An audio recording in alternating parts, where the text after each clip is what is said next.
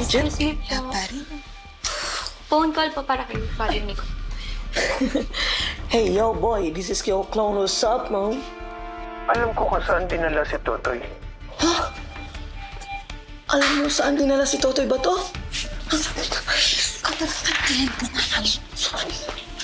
Si Totoy. Hello? Hindi ko na uulitin ito, ha? Kaya makinig kayong mabuti. Ito ang address kung saan makikita si Totoy Bato.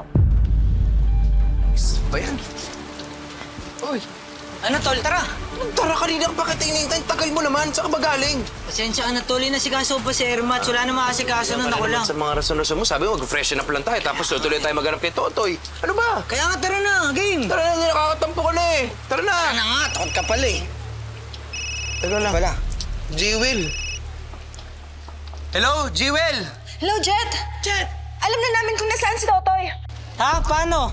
May tumawag dito sa ospital. Hindi namin alam kung sino, pero binigay niya yung kumpletong address kung nasaan si Totoy. Isasend namin sa inyo ngayon din. Sige. Salamat, Jewel, ha? Thank you, thank you. Sige, tayo mo na. Yan. Saan? Yan yun, di ba? Tama.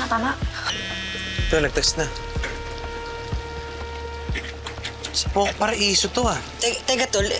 Hindi naman tayo gaano kasigurado kung totoo yung address na yan eh. Hindi nga daw kilala ni Jewel sino yung kumausap sa kanya. Bakit? Sigurado din ba ako? Di ba hindi din ako sigurado? Pero wala na tayong magagawa kundi puntahan si Totoy. Kaya tara na. Tara. Tara na.